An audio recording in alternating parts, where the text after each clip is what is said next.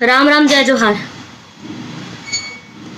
मैं हाँ परम दिन रात के दिल्ली लाया हूँ। काली महारांधेरी से डुबकी कढ़ी आज रांधे गए चुनचुनिया भाजी मोरबर। दिल्ली में रही के सब कुछ अच्छा होते, पढ़ाई लिखाई अच्छा होते, मैस में खाना भी बहुत ही अच्छा मिलते, पनीर वगैरह रंग रंग के खाना मिलते भाई। फिर हम छत्तीसगढ़ी आदमी हमला तो भाजी मिल जाए, भात मिल जाए, लहसुन मिर्चा चटनी मिल जाए, ओकर बाद दुनिया जीत लेबो।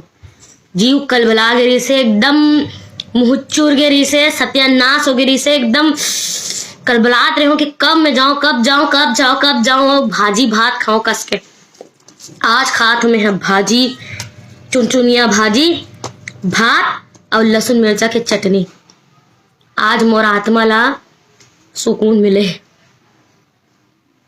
अपन छत्तीसगढ़ के व्यंजन, अपन छत्तीसगढ़ महतारी और आप जम्मू झल्लात का महसूरता करत हो ना हुआ का बताओ। आज बहुत सुकून मिला थे भाजी भात खा के, ऐसे लगा थे अंतर आत्मा तृप्त हो गए हैं। जय जोहार, जय छत्तीसगढ़।